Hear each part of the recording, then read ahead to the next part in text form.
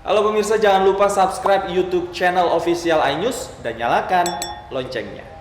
Petugas memberlakukan buka tutup penyekatan di pos checkpoint Tanjung Pura, Karawang, Jawa Barat pada dini hari tadi. Iya, dan buka tutup pintu penyekatan lantaran ini terjadi kemacetan yang sangat parah.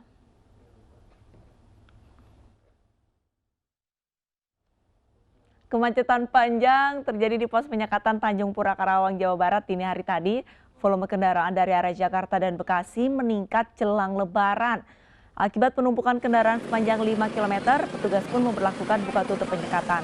Buka tutup diperlakukan secara situasional, namun pemudik yang lolos di pos penyekatan Tanjung Pura tetap akan diperlakukan putar balik di pos penyekatan selanjutnya.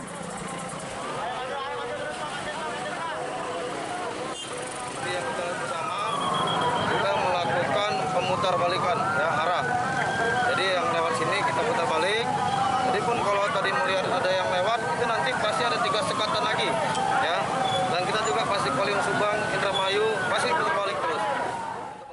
Penumpukan kendaraan dan kemacetan juga terjadi di jalur Pantura Subang, Jawa Barat dini hari tadi. Jalur Pantura Subang, Jawa Barat dini hari tadi dipadati ribuan pemudik. Akibat penumpukan kendaraan, antrian pun menjadi panjang. Meski demikian, petugas tetap tidak membuka jalur dan memaksa para pemudik untuk putar balik. Petugas hanya mengizinkan pemudik yang dapat memperlihatkan surat bebas COVID-19.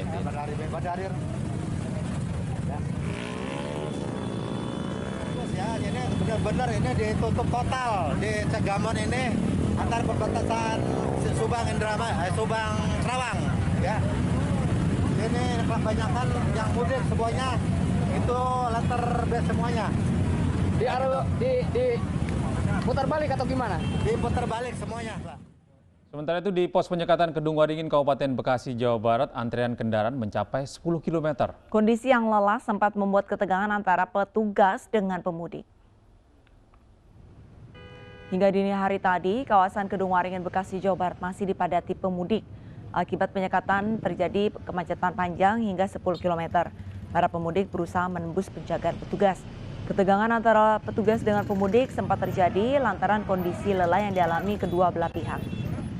Jalan, ayo jalan. Jalan.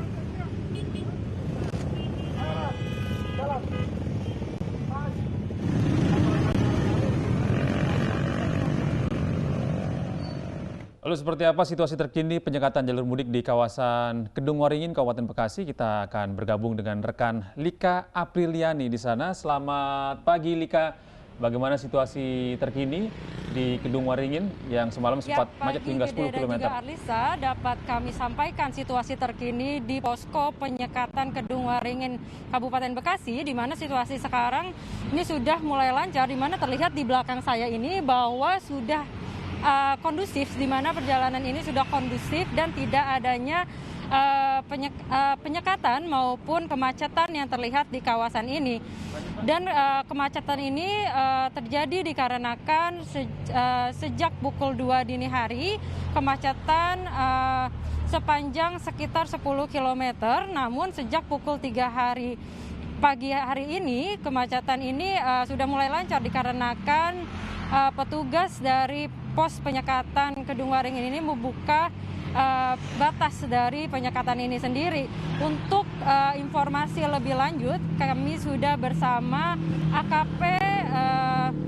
AKP Ilbar Zani sebagai Kapospem dari posko penyekatan Kedung Waringin ini. Ya Pak, selamat pagi Pak Albar. Selamat pagi Mbak. Untuk data penyekatan ini sendiri Pak, ada berapa jumlah kendaraan yang lewat maupun diputar balikan? Kalau untuk kendaraan secara keseluruhan malam ini sampai pagi ini diperkirakan sekitar 30 ribuan kendaraan yang melintas. Sedangkan kendaraan yang diputar balikan ada sekitar 17 ribuan. Dan itu untuk motor. Kalau untuk kendaraan mobil pribadi sekitar 100-an yang kita putar balik. Apakah jumlah ini meningkat dari data yang kemarin yang didapatkan Pak? Ada peningkatan Pak, karena begini tadi malam dari yang semalam sebelumnya udah ada peningkatan. Dan untuk alasan dari pembukaan dari penyekatan ini yang terjadi pukul 3 dini hari ini sendiri, Pak? Alasan kita untuk sebetulnya bukan kita loloskan dan bukan kita bebaskan ya. Ini untuk menghindari kerumunan. Untuk mereka ini di pos pam yang berikutnya pasti akan diputar balik lagi. Demikian. Dan untuk sistem penyekatan ini sendiri, apa saja kendaraan yang terindikasi untuk diputar-balikan? Kendaraan motor yang plat nomor polisi yang Jawa Tengah, Jawa Timur, nah, itu yang kalau untuk Jawa Barat misalnya Kerawang, itu nggak kita stop, maka kita kasih jalan. Dan untuk pembukaan pos penyekatan ini kembali, Pak, pukul berapa sih Pak pembukaannya sendiri? Sebetulnya sedang berlangsung, ini bentar lagi kita akan main lagi, ini anggota lagi istirahat ya. Bentar lagi akan kita mulai lagi penyekatan. Lagi pula kalau untuk pagi ini orang pemudik pun juga nggak seberapa. Boleh dikatakan pemudik nggak ada lah sekarang. Dan untuk kalau warga ini sendiri, Pak, apakah ada dampak dari warga sekitar dengan adanya pos penyekatan yang terjadi mulai 6 sampai 17 Mei mendatang ini? Ya kalau dampaknya mungkin ya mengakibatkan kemacetan atau mungkin ya sedikit terganggu lah ya kan. Ya, itu pun juga tidak, malah warga di sini ini merasa terbantu ya, warung-warung di sini kan lebih ramai, lebih laris, yang tadinya mungkin sepi ya, sekarang. Oke, terima kasih banyak Pak Al-Barzani, selamat bertugas kembali. Ya. Dan demikian wawancara kami dengan AKP Al-Barzani sebagai Kapospem dari pos penyekatan Kedung Waringin ini, di mana mengulas titik balik perjalanan kami dari kantor kami Jakarta Pusat ke pos penyekatan Kedung Waringin ini. Kami melewati jalur Kalimalang, yaitu jalur alternatif, dan sepanjang jalur alternatif ini kami melihat para pengendara, khususnya para pengendara roda 2 atau motor yang terindikasi untuk mudik yang melewati jalur alternatif ini. Dan meski penyekatan di posko Kedung Waringin ini dibuka, namun ada penyekatan selanjutnya, yaitu di penyekatan Karawang, Subang maupun Purwokerto, sehingga pemudik yang lolos dari penyekatan di daerah Kedung Waringin ini dapat terindikasi diputarbalikkan di penyekatan selanjutnya. Alisa dan juga Gede. Baik, terima kasih Lika atas informasi Anda. Selamat bertugas kembali. Pemirsa, berbagai cara dilakukan pemudik untuk pulang kampung ke halamannya. Ya, di Padalarang, Bandung Barat, Jawa Barat, petugas menemukan 6 orang bersembunyi di balik janur ketupat yang diangkut mobil bak terbuka.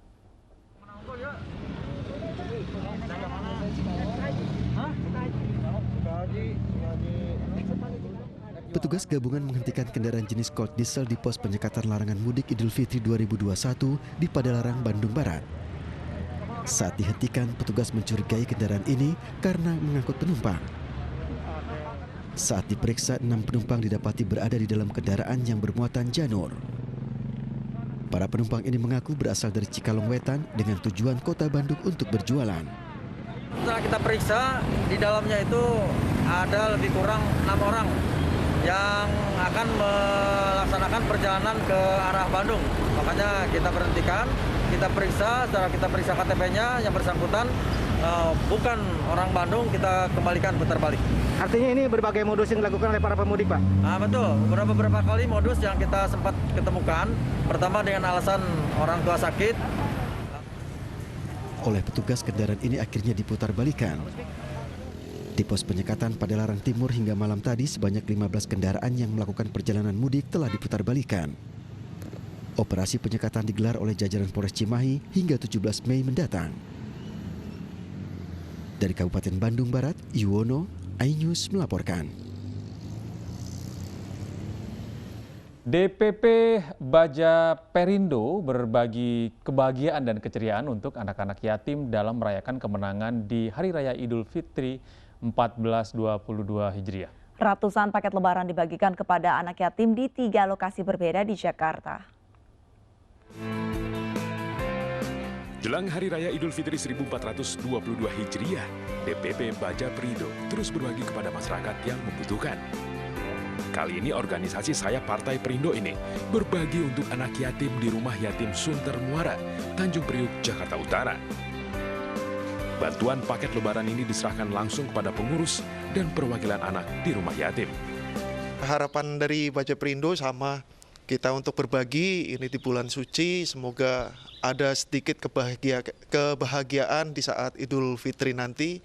Jadi kita berbagi untuk anak-anak yatim. Kami senang, kami bangga atas kepeduliannya. Semoga Allah, Tuhan yang Maha Pengasih, Penyayang, memberikan keberkahan di bulan Ramadan. Selain di Sunter Muara, Baja Perindo juga memberikan ratusan paket lebaran untuk anak yatim di Yayasan Nurul Qulub Sunter Agung dan Majelis Taklim Al-Ikhlas Manggarai. Tim Liputan iNews melaporkan.